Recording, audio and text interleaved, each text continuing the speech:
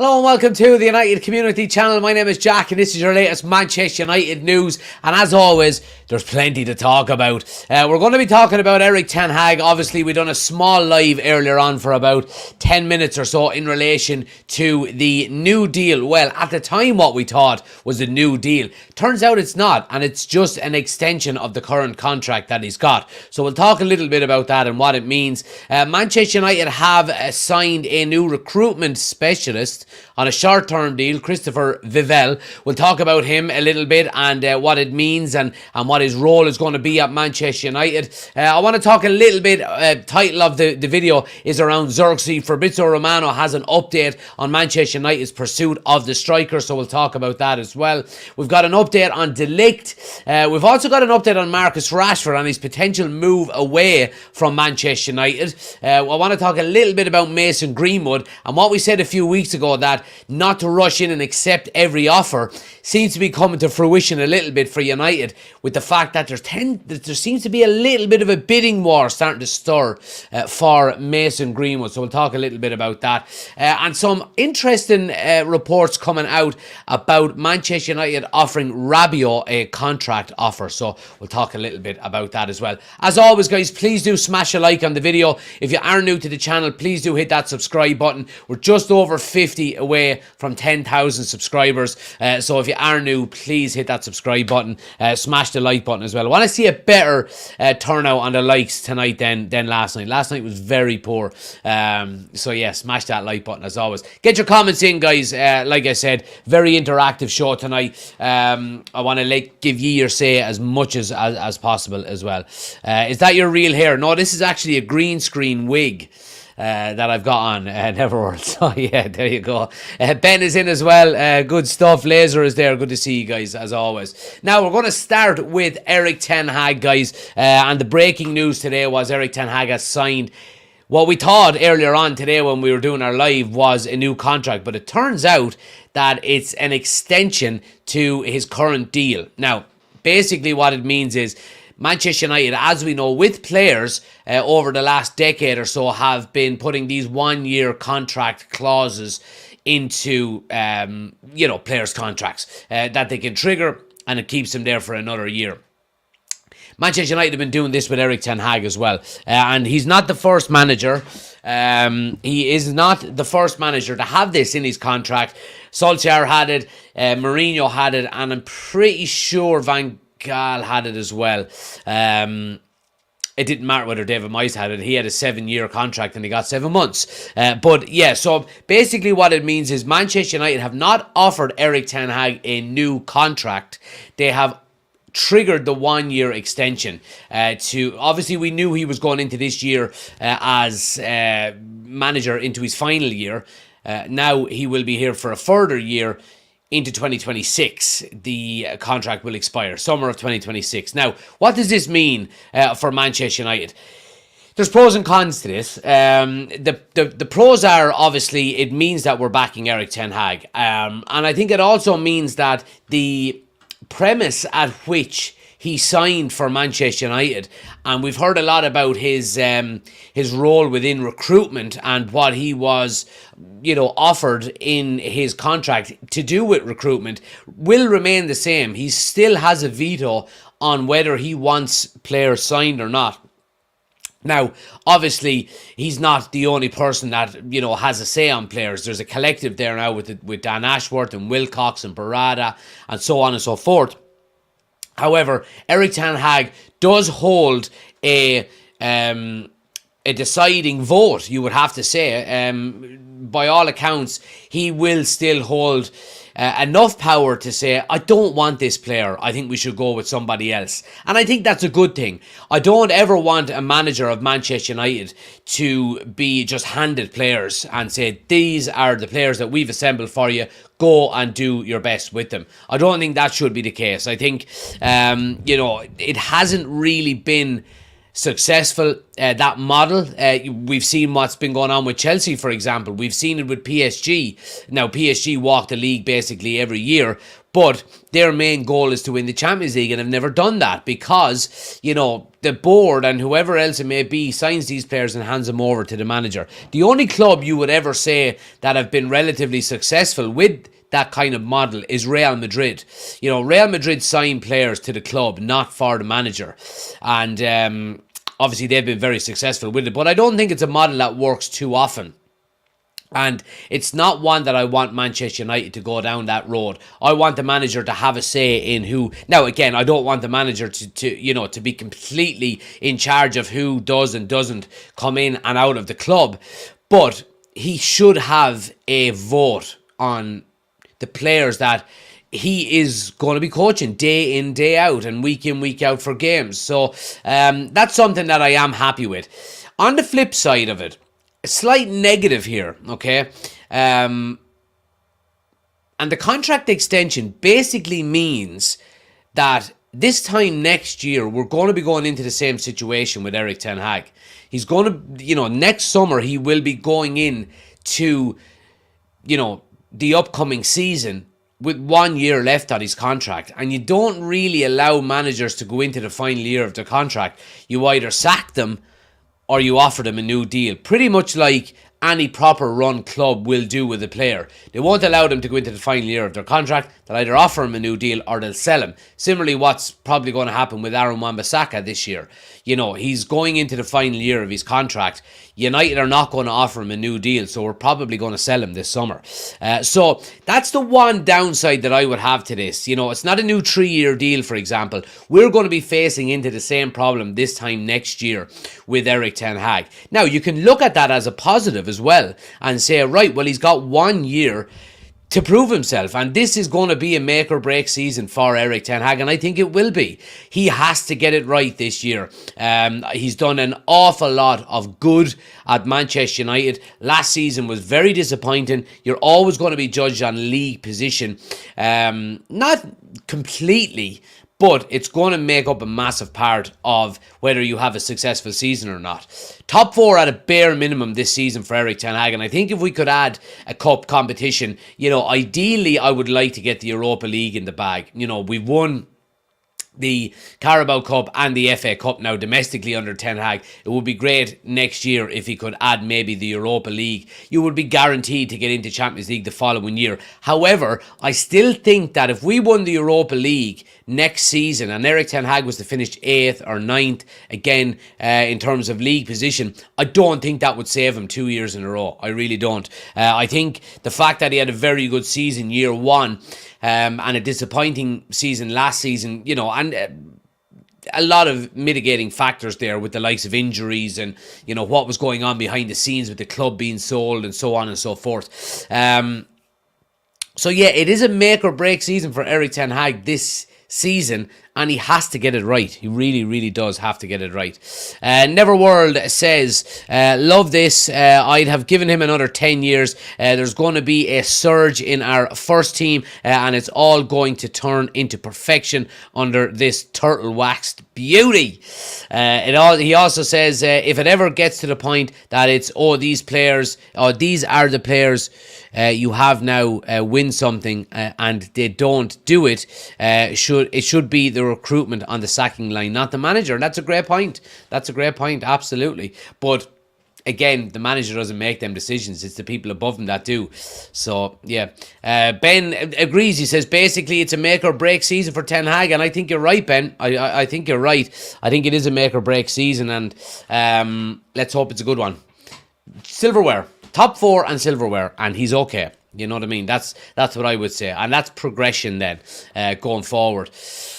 Let me take a little, some high quality H2O here. Sometimes in the opening 10 minutes or so, I forget to take a breath, and then my mouth gets really dry and I get a headache. And that's exactly what's happened tonight. But I'm excited. It's there's a lot of positivity around Manchester United at the moment. Let's add a couple of signatures, sign a couple of players over the next couple of days and maybe over the next week or so. And brilliant, back to come on. Hooray. Anyway, let's move it on, guys. Another positive addition to Manchester United today, and this basically came out of nowhere, is in relation to a new recruitment specialist being hired at Manchester United, Christopher Lavelle. Let's have a look here and go down through this and see who he is and what his role is going to be. Christopher Lavelle has begun his role at Manchester United according to The Athletic and will help out with the club's talent identification and overall recruitment strategy.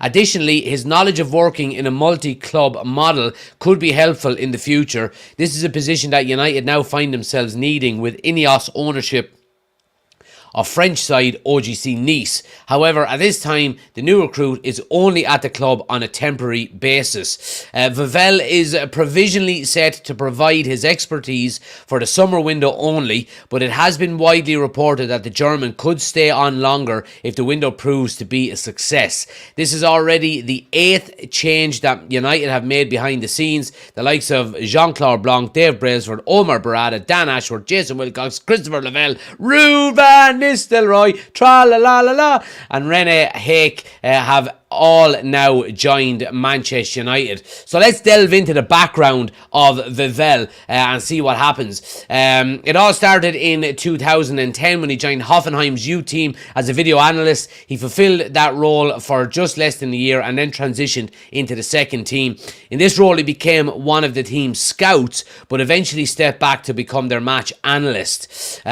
He became part of the first team set up at Hoffenheim, where he continued his match analysis. The Red Bull model, the ever expanding Red Bull model, snatched up Vivell in the autumn of 2015, and RB Salzburg appointed the German as their head of scouting, a position he had held for just under 5 years. The now temporary director of global talent at Manchester United was involved in the signing of Szoboszlai, Haaland, Adeyemi, Okafor, I can never pronounce that right, and Benjamin Sesko during the time. Anyway, look, let's see. This guy knows what he's doing, okay? And this goes back to what we've been saying before. Now, look, he has worked for RB, the RB group, and we know how successful they have been down through the years at identifying young talent and getting them in early doors under the radar for cheap money. And that's what this guy is good at doing. He is going to report directly to Dan Ashworth, which is great. And look, basically, the crux of the situation here is we've been asking for a hell of a long time now to have competent people in the important areas of Manchester United, and we are getting it. My God, are we building the Avengers of a backroom staff? When you're talking about Blanc, Barada, Brailsford, Ashworth, Wilcox, Vivell, whoever else is there, it really, really is starting to look like a very, very competent model. I mean, this guy Vivell is not going to come in here on a short-term basis and turn down the opportunity to move to Manchester United full-time, given who we've got in the background now. We've gone in the space of, what are we now? We're July. In the space of 7 months, Ineos have completely revolutionised the back end of Manchester United, with this structured board behind the manager and the coaches and the scouts and so on and so forth. And it's absolutely fantastic to see. Again, it is going to take time, and I want to reiterate that point. It's not going to be an overnight success. We are not going to challenge for the Premier League next season, okay? We're not. All we want to see as fans is to get a little bit closer, okay? And if we can get a little bit closer and we can, start to see, some of the benefits of all of these people in the background, then absolutely fantastic. Manchester Evening News has also said that Vivell will be tasked with finding players to fit into Erik ten Hag's squad who are capable of playing his desired style of play. He is originally on a short-term deal, but could be made permanent as well, like we said. It's great news. It's great news, and it's at long last we're getting proper people in important roles within Manchester United, and Long may it continue. Laser says, Christopher Vivell is a good appointment. He was advised by Ranić when he was here. I don't know a lot about him, but if Ranić said it's a must appointment, then it's a good one. And Finn says, the connections all of these fellas have around Europe is crazy. Will take a few years, but it's exciting times ahead. Well, if you look straight away, Finn, and I absolutely agree with you. If you look straight away, though, we've gone from, if we were linked with De Ligt 2 years ago, okay, they would have said he's worth 50 million, and we would have said, we'll give you 80. We'll give you fucking 80. Here, take the fucking money, And instantly, this summer, we've gone from, they wanted 50 for him originally, and we're going to get him for under 40, which is, it's brilliant to see. It's brilliant to see competency, people who know their jobs, their roles, how to do it correctly, and how to implement these strategies and so on and so forth is absolutely refreshing to see. We back, baby. We back. And I'm absolutely delighted. But yeah, I mean, again, I do agree with you, though. It is going to take time, and it's something that we do have to have a little bit of patience with as well, because it's going to be potentially a long process, but I think it's going to be an exciting one. Laser says, anyone that's worked within RB Leipzig and Salzburg are very good and know exactly what they're doing. Salzburg, especially, they discovered Haaland, Mane at the Emi Werner decision. Well, Ole Gunnar Solskjaer discovered Haaland before any of them, and and we didn't sign him on the back of his recommendations. So there we go. Maybe we should be getting Solskjaer in as a scout. I digress. Anyway, guys, I want to move it on. We're going to be fast-paced moving today. Keep your comments coming in. Smash a like on the video. Subscribe if you are new as well. Like I said, we're just over 50 away from 10,000 subscribers. So if you can, hit that subscribe button if you're new. Please do. It helps the channel out an awful lot. And give a big thumbs up as well, because that helps as well. Yeah, let's move it on and talk about transfers. Zirkzee, Manchester United's second striker. I suppose the race is on for this guy. AC Milan, Manchester United, who's going to win? Fabrizio Romano has been speaking today, and he has been, I suppose, giving us some good news, it has to be said. He said today online that Manchester United are favourites to sign Zirkzee. Erik ten Hag is calling Zirkzee almost every day. AC Milan are still there, but the only way for them to close the deal is if the player's agent lowers his demands. The more I'm looking into this, the more I'm thinking Manchester United are just going to meet this guy's agent's demands. Obviously we know it's 15 million euro that he wants. Maybe we're not going to go all the way to 15, but we're kind of a little bit looser in the negotiations, whereas AC Milan are outright refusing to pay it. Does it show a little bit of desperation from Manchester United? A little bit. Just a little bit, and not enough to be getting worried about. Let's put it that way. I think we are desperate to sign a new striker because Rasmus Højlund can't do it on his own next season. And who knows, this guy could come in and go, get out of the way, Rasmus, I'm taking over here. And that's competition for you. And, bring it on if that's the case. But we do need a second striker, and we need one as quickly as possible. I would like to have this guy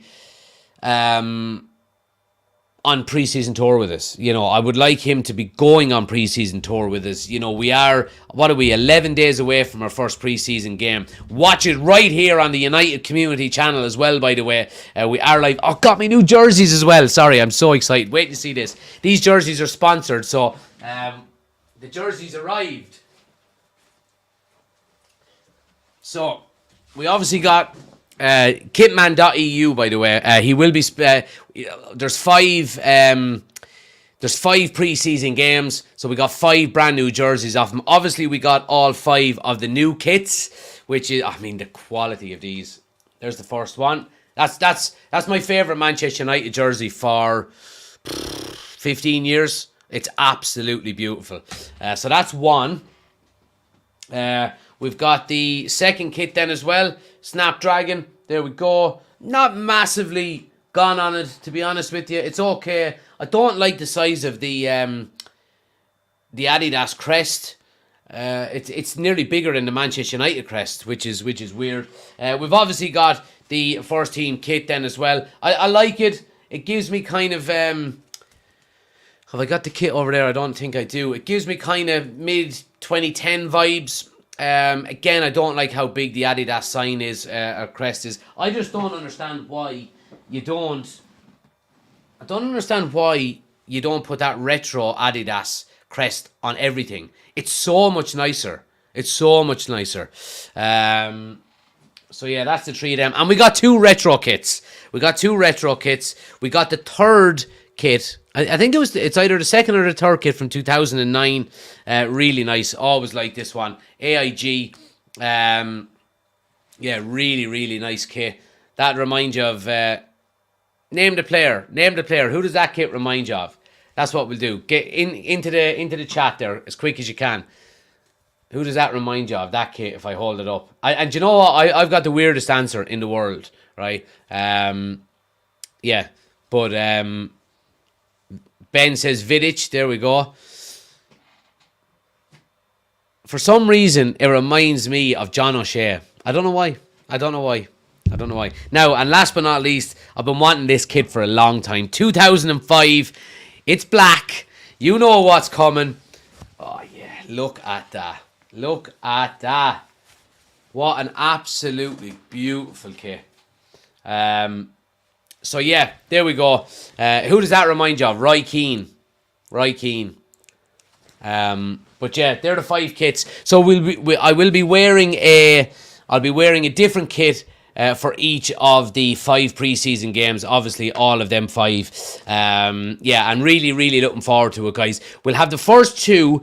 So, is it Monday week? Monday week is the first one, and that's at 4 o'clock, I think. Let me just double check it here. The 15th. Where are we?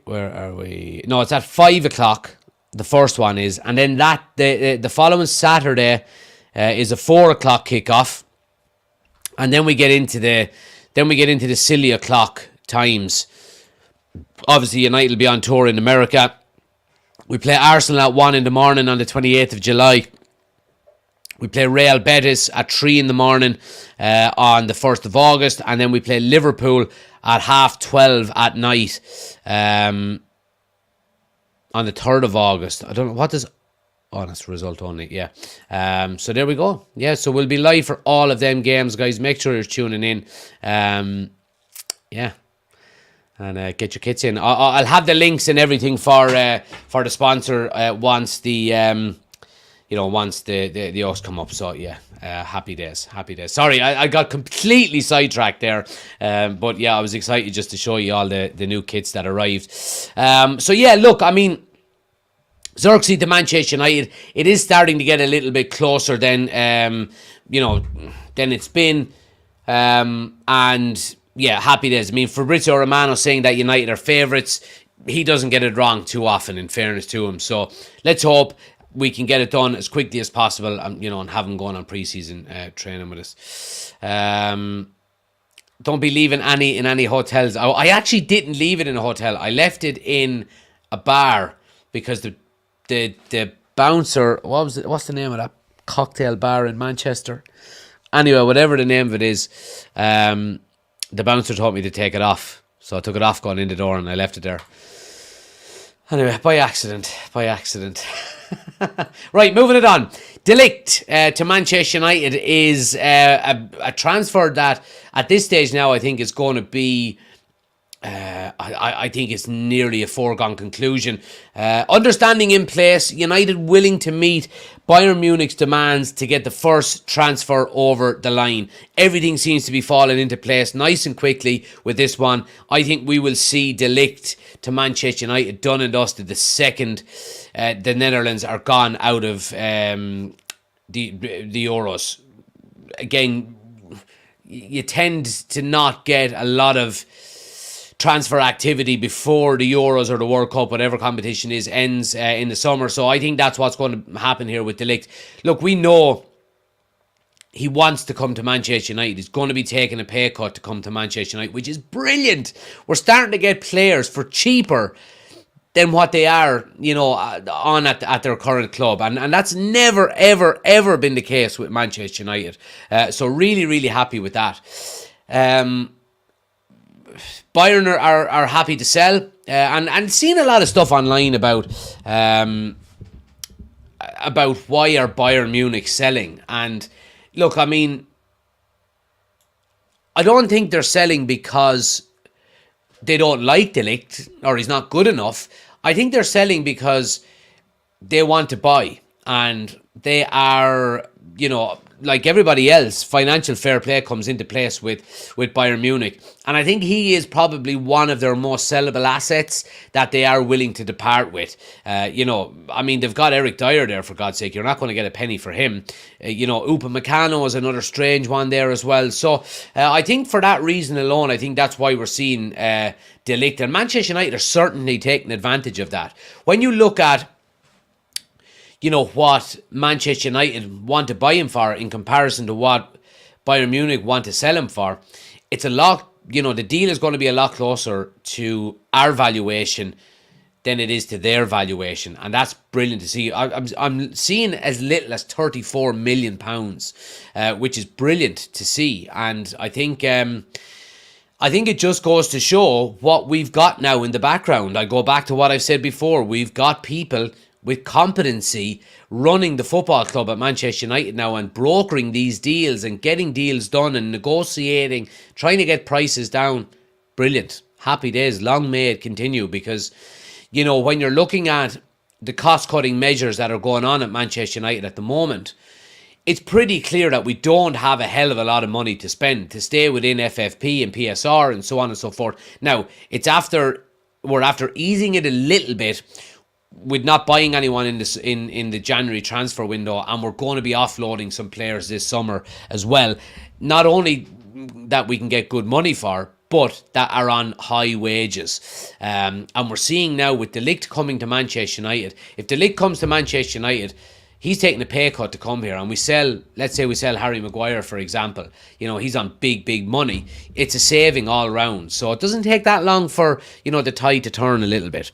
Let's see what people are saying here. Finn says it's still a huge gamble with De Ligt. Well, look, I mean, every player is a huge gamble. We went through last night, Finn, his injury record, and to be honest with you, it wasn't overly worrying. He's had one major injury that's kept him out for 4 months, I think. Other than that, it's been 2 days here, 3 days here, and they've been for minor things, and there's no real reoccurrence of the same injury. And he's 24 years of age as well, which, in my opinion, just says that he's not old enough yet to be turning into an injury-prone player. And look, I mean, we're getting him for 34 million, and he's taking a pay cut to get here. We're actually getting him on a good deal. I would be a little bit worried if we were giving him a 5-year contract on 270 grand a week. Then I would be saying it's a big risk. I think he could easily come to Manchester United. If he does get a few injuries and stays with us for 2 years, we could still probably make our money back in 2 or 3 years' time, because he'll only be, what age will he be then? He'll be 26, 27, So I don't think it's a big of a risk as previous signings. Oshin says Bayern need to balance the books. You see some more sales out of there yet for decent value. Laser says, I'm not anti-Dutch players, but after De Ligt and Zirkzee are done, we need to look elsewhere. I respect Ten Hag knows Dutch players well, like De Ligt, but we need to look at other players too, like Ugarte. Well, what you have to realise, Laser, now is that it's not Eric Ten Hag making these decisions. It's Eric Ten Hag and Dan Ashworth and Jason Wilcox and Omar Barada and now Christopher Vivell. These are all people who are involved in identifying and signing players. It's not just Eric Ten Hag. The reason we're going for the likes of De Ligt and Zirkzee is because they're good players that we can get for good money. They just happen to be Dutch now. It's as simple as that. Have we signed any other Dutch players besides Malacia? I understand we've got players from the Dutch league, but Zirkzee is coming from Italy. De Ligt is coming from Germany. So, you know what I mean? It's more of a collective now than Eric Ten Hag going out and identifying players. Dylan says De Ligt rejected Liverpool and PSG to play for us, and he's even taken a pay cut. That just explains that he will give everything for the club. Hope they get the deal done soon. I agree with you, Dylan. They're always, bonuses, them tick boxes where you see, players turning down other clubs to sign for yours and taking a pay cut. Because he would have got more money at PSG than he would have at United. And he would have got Champions League football, but he's decided to come to United. Now, maybe Eric Ten Hag does have that little bit of sway with him, because he coached him before, and he gave him his start. And I'm sure that does count for something. But, subsequently, he wants to play for Manchester United by the looks of things. So there we go. De Ligt wants us because he knows our manager well. He's getting good money and he wants to move out. That lad called Beek, Donny van de Beek. Although Ten Hag didn't sign Donny van de Beek. He was here under Solskjaer, so we can't lay that at Ten Hag's feet. Oshin says, I don't like all this talk about resale value. Never been the United way. Need to build a team for the future, not become a Brighton or Southampton. It's a brilliant point, Oshin, and I do understand. However, I do think we need to protect our interests. If we are going for players under the age of 25, there has to be some resale value when you want to get rid of them. You can't be allowing players to be able to walk out on free transfers. I think resale value comes down to the price that you initially pay. And I think that's what we're talking about with De Ligt here. The fact that we're going to get him for so cheap. Resale value if we decide to move him on. And I do think we should be looking at moving players on once they get to, 28, 29, 30. We should be looking to move him on. And there is always a good time to move a player on, as long as you are replacing that player with a younger, hungrier, just as talented player at the very minimum. So I think for that reason alone, you should have resale value. I understand we're not a selling club, and absolutely we're not a selling club. However, that doesn't mean we can't sell players. Dan James is our 5th highest player sale in the history of our football club. You know what I mean? We are atrocious at selling players. So you would never know when a player comes to the board and say, I want to leave. So we have to be able to negotiate to move players on and try and get as much money in as we can for them, because you will always have to sell players. And I think it's just the modern day business model. It's Man City do it, Liverpool do it, Arsenal do it, resale value. It's all about, balancing the books now. Whereas before you had the likes of FFP, you didn't have to worry about it. And United could just go out and buy 1 or 2 top players every year, and lose 1 or 2 aging players every year for next to nothing, because FFP didn't really matter. But I do get your point as well. Let's see. Laser says, I get you, Jack. I like them both. I'm not against these deals at all. I think De Ligt is a fantastic centre-back and Zirkzee is a top striker. I just think we need to be careful with the money this time. But these deals are money-wise are good. Finn says, City always getting decent money when they move players on. 115. Yes, but they're not the only team. Liverpool get good money when they sell players. Arsenal move on players for decent money.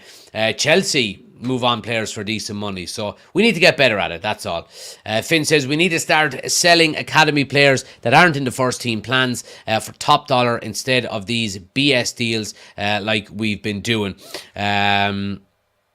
Modern way, and I do not mix. Hashtag Mr. 442. There you go. Black boot. I do agree with you. Black boots only. Black boots only. And Gregory is in. He says, in my opinion, Manchester United owners, they must give a chance to the coach to sign the players he wants and also to sell the players he wants. Absolutely, I agree with you, Gregory. He should be involved in the negotiations. But he shouldn't be the only one making that decision now that we've got, the collective of, the structure behind us. Now, speaking of the manager and who he wants to sell, it's a brilliant segue. I'll just leave this here.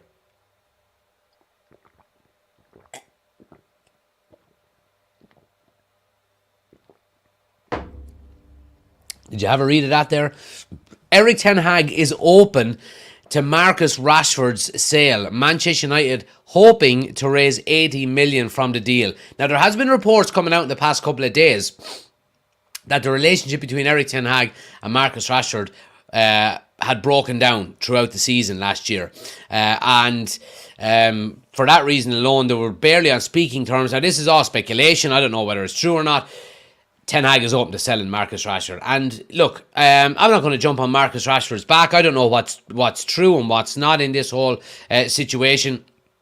If it is true that Marcus Rashford has fallen out with Erik ten Hag after what he done for him in his first season, and Rashford returning 30 goals and getting a brand new bumper deal, then it does show a little bit of a lack of, loyalty, it has to be said. Let's see what it says down here. Ten Hag's trust in the versatile forward faltered and the pair's relationship got strained as the season went on, with the 20-time English League champions grappling with PSR concerns. New co-owners Ineos are reportedly planning a summer clear-out to raise funds in order to reinvest in the first-team squad. Multiple high-profile names are in danger of getting axed, with Varane and Martial already left the club, blah, blah, blah, so on and so forth. Surprisingly, Rashford could also be moved on should a decent offer come United's way. He would prefer to stay at his boyhood club and even met the new co-owners in order to save his club future. No decision was taken as the club was focused on the end of season review with the manager's future. Ten Hag has been confirmed to be staying and has even signed a new long-term deal, which is untrue. He's extended his current deal. Now the Sun have claimed that Ten Hag, who is barely on speaking terms with the forward, is open to moving on the Manchester-born star, with the Red Devils hoping to raise as much as 80 million for their number 10. Bids of around 60 million, supposedly. So look, Marcus Rashford moving away, we spoke about it an awful lot over the past few weeks and months. To be honest with you, I will stick with my gut on this one and what I've been saying over the last few weeks. I don't think Marcus Rashford will leave Manchester United this summer. I think the finances are too high. Manchester United looking for £80 million, and rightly so, given the fact that he's on a massive contract and he potentially is one of our best players. And I think the wage that he's on 300 plus grand a week. What other club is going to give him that? I don't even think PSG would give him that, to be quite honest with you. I think now that they've got rid of the likes of Mbappe, Neymar, Messi, these kind of Galactico signings, are they going to repeat past failures and do something similar with Marcus Rashford? Look, I think Marcus Rashford could go to League One and absolutely tear it up over there. He would absolutely tear it up. He would score 30 goals a season, every season, but he wouldn't win them a Champions League. And that's what they want. I think he stays. And from a personal standpoint, I'm open to Marcus Rashford having one more season at United. I'm open to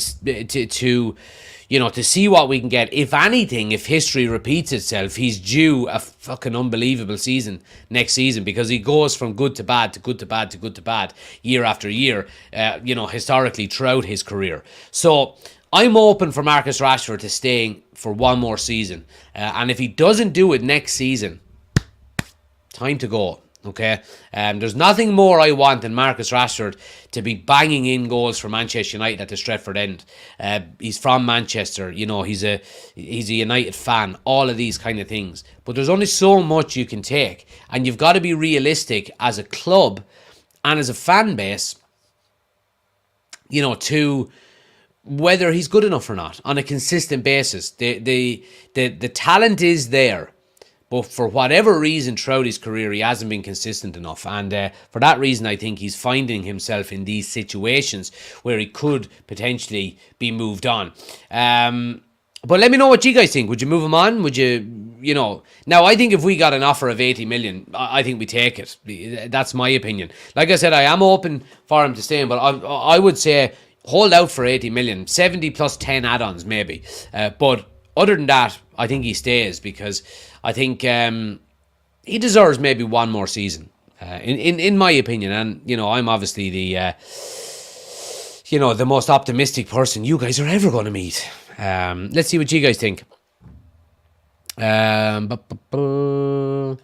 Dylan says, I love Rashi. He's one of my favourite players in the team. Sad to see him go, but if he's going to be terrible, then let him go. Finn says, happy 4th of July. Yep, there we go. Happy 4th of July to all of the American viewers, especially Chris. Ushin says, if we do sell him, I'd only sell him foreign. He's the kind of player that could come back to haunt, not adverse to selling, but he's a squad player only if he stays. I think that depends on whether we sign a right winger, to be honest with you, because I think you could move Garnacho permanently over onto the left-hand side then.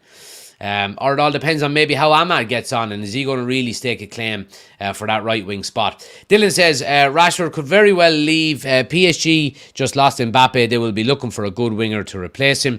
Finn says Rashford won't want to leave after that performance last season. He'll want to put it right. I hope so. I think 340 grand a week would make you want to stay as well.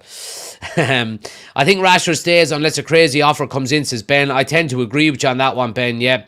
And Dylan says, if Rashford stays, what does that mean for the right wing spot? Will we just play Garnacho there? Like, I don't want to waste Garnacho either if we buy a right winger as well. So I personally let him go and trust the youth. Well, look, I mean, if we go out and buy a right winger, it just adds more competition, you know, and that's what you need. You need competition for places, and you need players to be pissed off that they're not starting and someone else is taking their place. But you need them to be pissed off in the right way, not to throw their ties out of the pram, or, you know, to just piss all over the chips, but to put their head down and work hard and try and get back into the team. And I think that's what's most important. Yeah. Guys, if you are new to the channel, subscribe. Okay, please do subscribe. Like I said, we are just over 50 away from we're just over 50 away from the 10,000 mark. I've got some new overlays done. Let me see, can I add an overlay here for the... I've got some new overlays for the match streams. Let me have a look. Can I find it here? To give you a quick little preview of it. Where have I it kept? I have it kept. That's the news one. And that's the watch along. So this is what... I obviously will have the pitch up and all that as well, but this is what the new overlays are going to look like for the upcoming season. We've got subscribers up the top there. We obviously got the scoreboard over on here, so home and away. We've got all of our social media stuff down there. And then we've got obviously watch along here. I'm going to have something for this corner, maybe a sponsor if you want to be a sponsor, and then of course we'll have the pitch over here as well. So that's what the new layout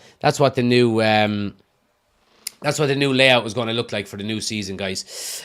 So yeah, I'm absolutely buzzing for matches to be back. Like I said, we've got 11 days to go, Monday week.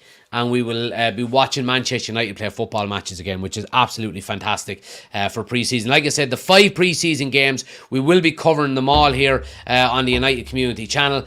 We've got all of our new jerseys there, like you've seen already. We'll be wearing a new one for each of them. Obviously, the videos are going to be sponsored. So, yeah, really looking forward to it. But like I said, guys, subscribe. And as well, can I please ask you, turn on notifications as well. If you don't have your notifications turned on, chances are you're going to miss an awful lot of content. So turn on notifications, guys, on your phones. Basically, it'll just pop up. You still don't have to click in and say hello. I'd love you to come in and say hello for, even if it's 30 seconds to come in, hit the like button, you know, drop a little bit of a comment or whatever the case may be. It'll be brilliant. So turn on notifications if you haven't done so already. You will be notified anytime we're live. We're live pretty much every day once the season comes back. Yeah, and I'm really looking forward to it. So yeah, absolutely buzzing, guys. Smash a like on the smash a like on the video if you haven't done so already. Much better showing tonight. 24 likes, legends. Subscribe if you're new. Like I said, I'll be back tomorrow night. Have a great evening, and I'll see you on the next one. Take it easy.